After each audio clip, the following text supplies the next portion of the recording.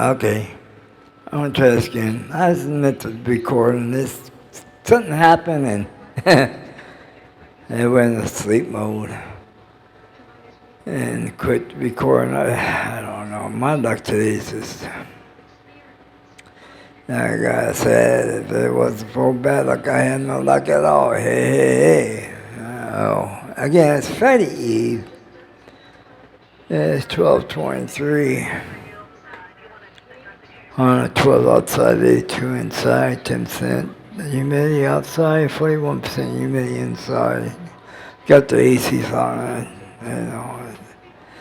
Um, I took the videos that I made yesterday and was trying to transfer it over here onto the laptop because I was going to try, I guess you can call it cut and paste. But can't pick phone calls. I mean, they literally messed up the whole system where it just wasn't recording right or uploading or what do you want to call it. But anyways, didn't have to work today. Friend called up, so he had a doctor's appointment. Well, he didn't call, he texted me.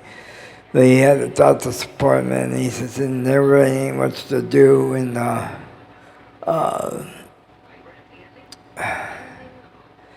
till he's ready for a yard, so then there'll be more stuff to do.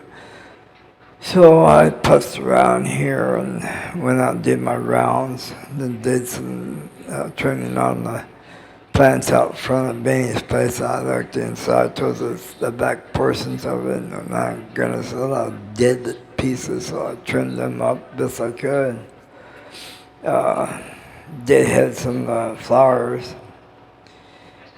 Well, I'm trying to think what else I did besides sweep up and stuff. Chris, he got a hold of me and wants me to put fertilizer on the tree. So I told her I will Friday. But what I got to do, I'll water first. Then I pour some fertilizer on because that way, if I put it on while I'm watering, that fertilizer ain't going to do no good. It's just going to flow out. So yeah, I got to do that. Then I do Benny's.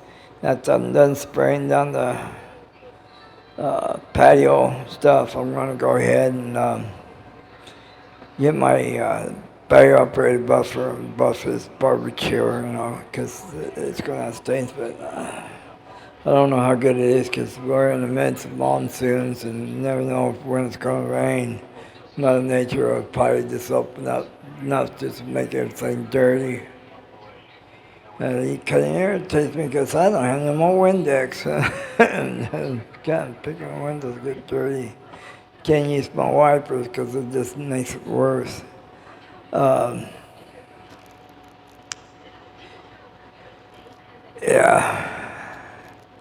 So I'm trying something. I went ahead and see on the phone where the storage is. This little box hit that and it marks everything in that section. So I did that hoping that it uploads onto YouTube and take over that I made the other day. I was trying to put it on the laptop where I could go in and sort of shorten each piece and put them together, make one whole video. But freaking cotton picking phone rang and it slowed everything down. I mean, to the point where it's like almost not doing nothing. But one of the calls was Medicare. Enrolled me in another little program. I got the same doctors and stuff, but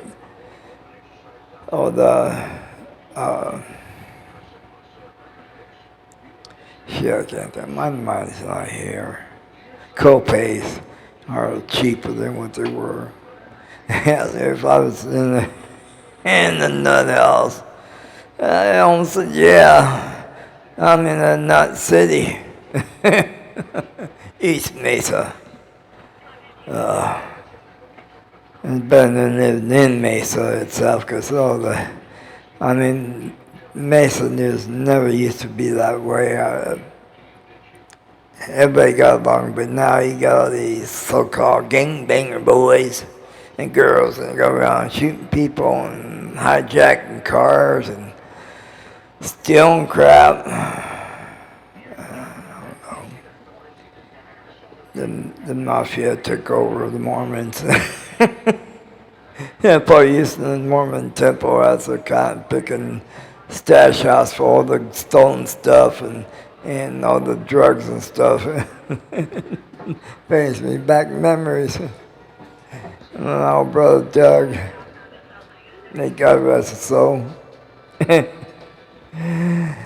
was married to this gal named Marlene, and her grandparents and their mom and dad were Mormons, and so Doug got married as well. He loved the first time, and turned on had a marriage in the temple.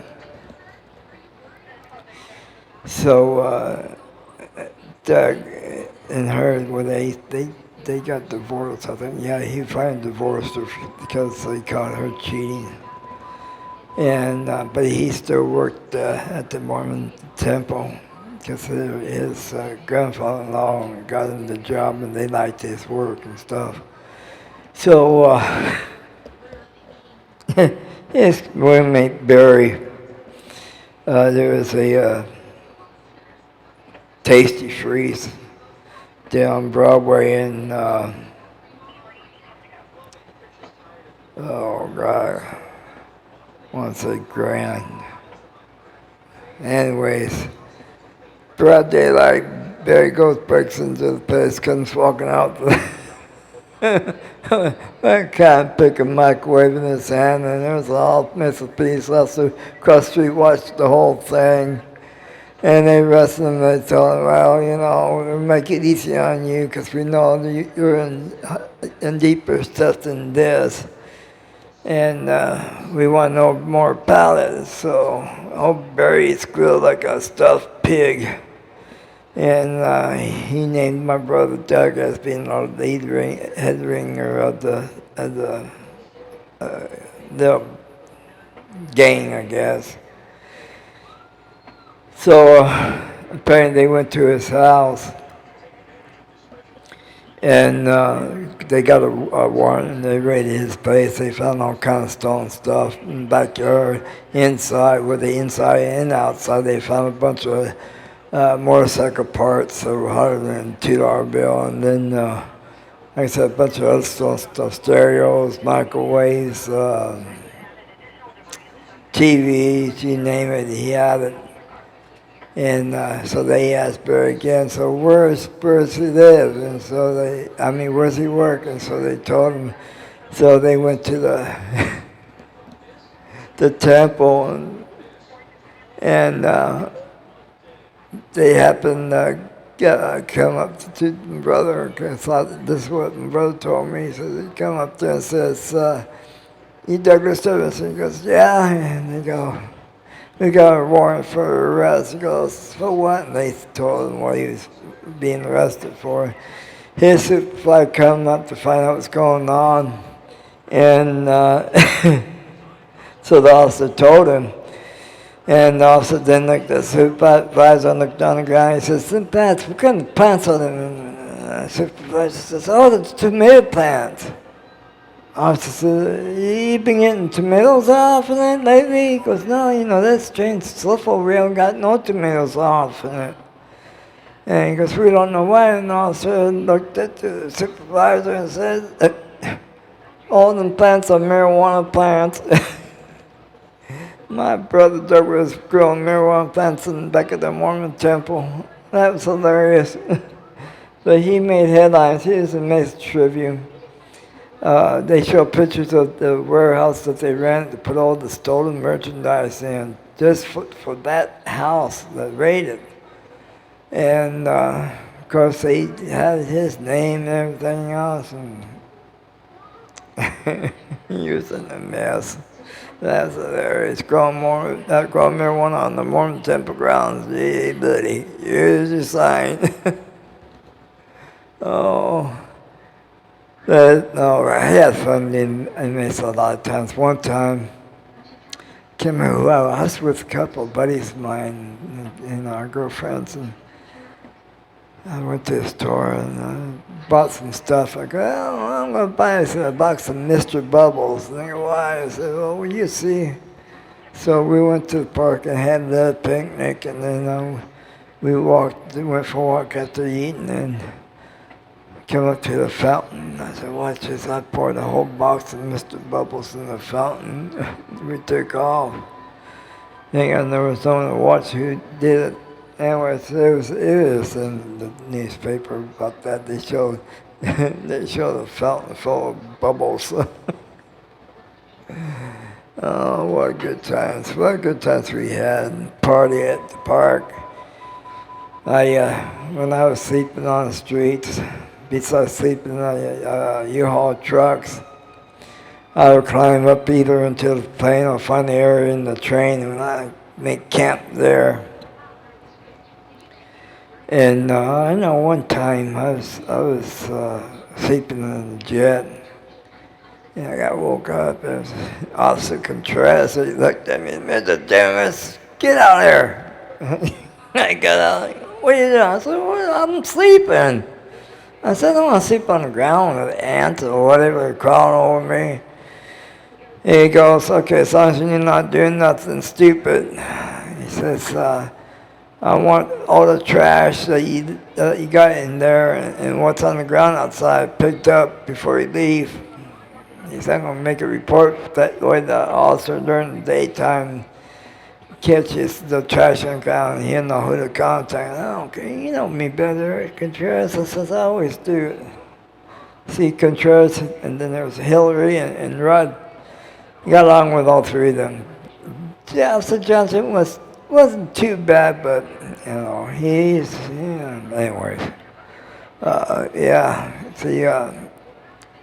Rudd and Hillary was more they said PD motorcycle squad, and they used to stop by and on their little breaks, and we bullshit. Excuse my name, but they were bullshit and stuff, and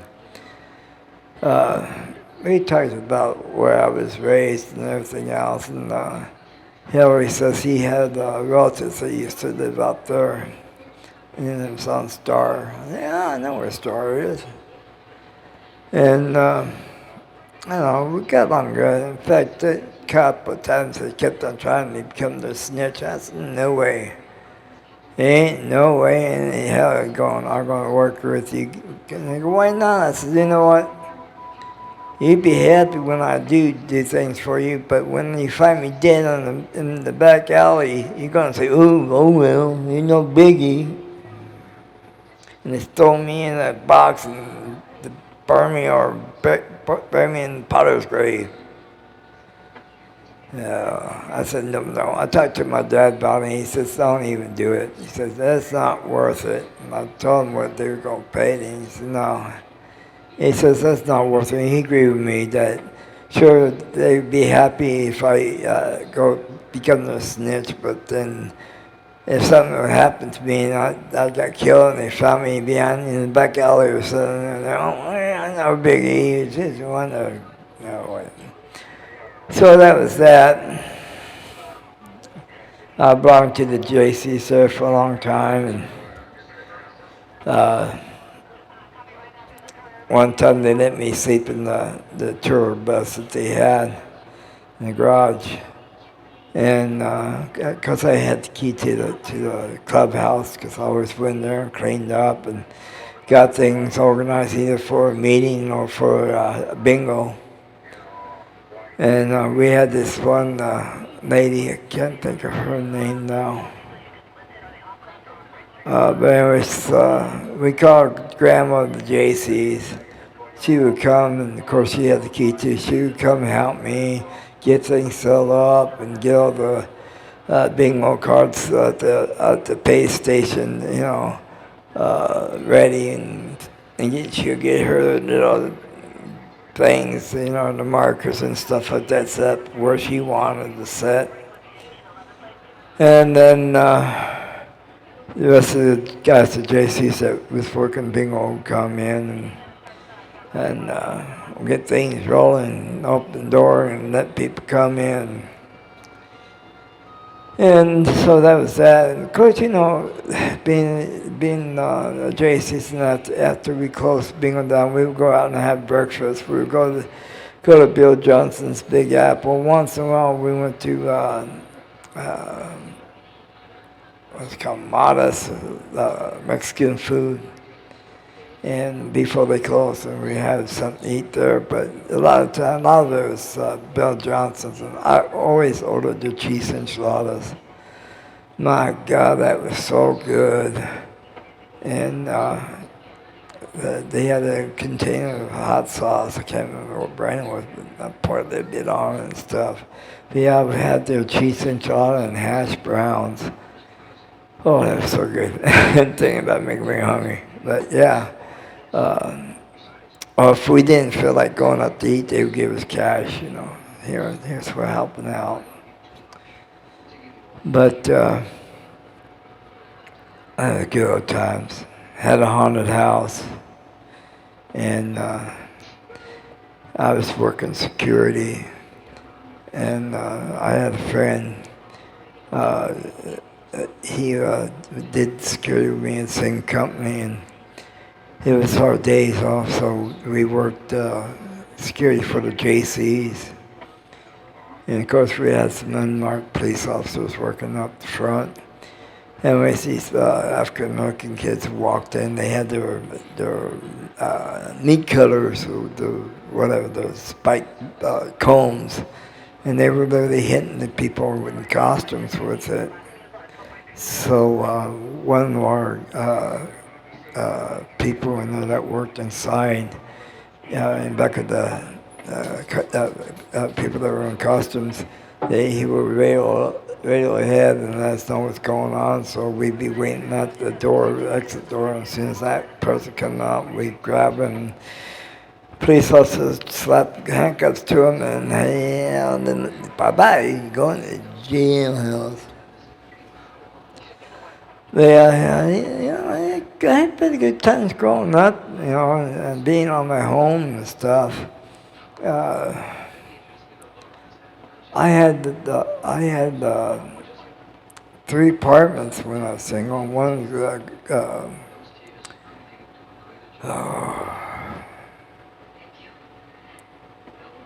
I can't tell you, but it was Utah Motel.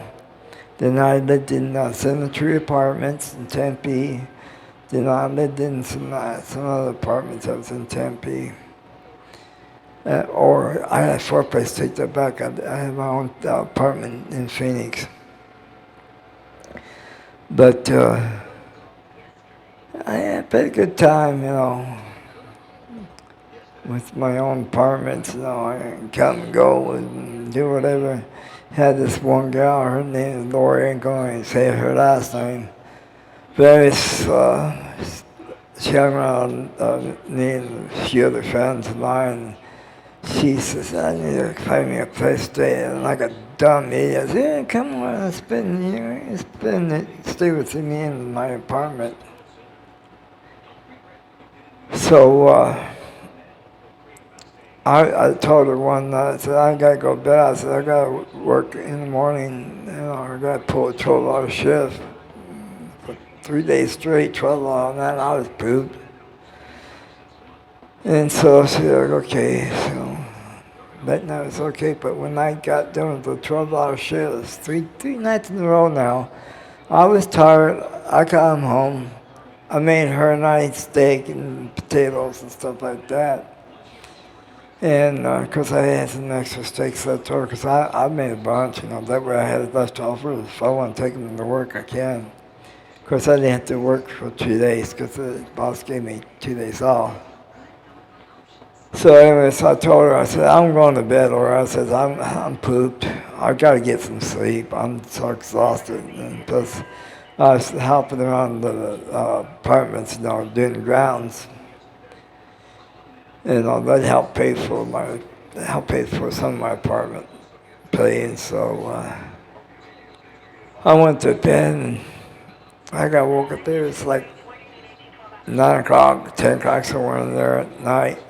I heard voices, and I heard Laurie said, "Yeah, I'm going to make us that woman some steaks and stuff. David won't mind," and blah, blah, blah. And I heard the opening, everybody sold us, and I smelled my meat. I said, "That's it, she's got to go." So I got up and I went up there and I said to her, "What are you guys doing? Get the hell out of my apartment, Roy, you too." And so she left with them. And that irritated me.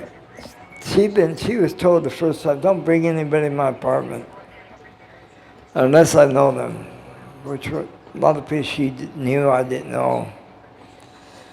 So the next day I went over there, I was talking to my friend and his wife, and I was talking to the management of the apartments. I told him, explaining what had happened, and I says, "I got the right to kick her." "Oh yeah, you got the right." And so we called the police department. I told the police department and asked them their advice. They said, "You have all the right to do it. She's done on the lease. Yeah, you can kick her out. Just put her stuff outside." So I had my friend's wife to come over and pack it up, and so of course Lori didn't know my friend's wife, and so there was a knock on the door. I hid in the bathroom, and time she opens the door, "Can I help you?" She goes, "What's my stuff sitting out here?" And she says, "You're told to leave. You're gone. Your history. You're not allowed around here." "Well, who are you?" And Tammy says, "I'm David's new girlfriend. In fact, I'm his fiance." Tammy beat that shit out of her. But yeah, she was pissed. She was spreading shit around up on Main Street that she gonna kick my ass, blah blah blah blah. She gonna hire the mafia, or she gonna get my buddy. That's a biker. I ain't mentioned no names. She's gonna get him to beat my ass. Oh man. Anyways, she going around spreading VD to a lot of people. One of the guys I knew that when I went and got a job working for the first in the YACC, this kid Jeff.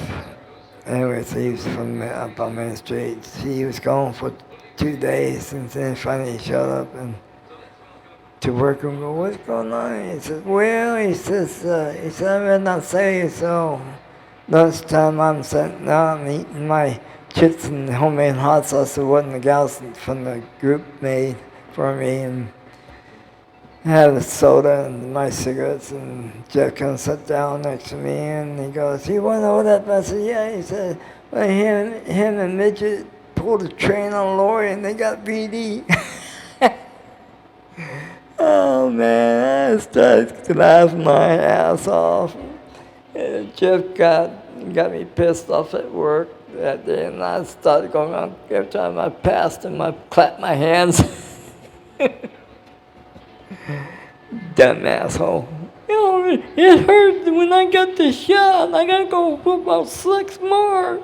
Hey, that's your problem. I wouldn't touch that with a 10-foot pole, even though I allowed her to move in. Yeah. Anyway, so, yeah, ghetto times. A lot of that, man. This wasn't too good, but yeah.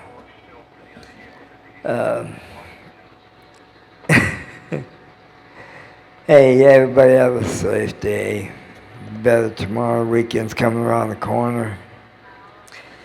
I'm going to cut short. We're going to try to see what's going on the phone scene, if it's going to go on YouTube or not. This one's going to go on YouTube since that one's done. So, hey, peace out. Have a good time. Adios.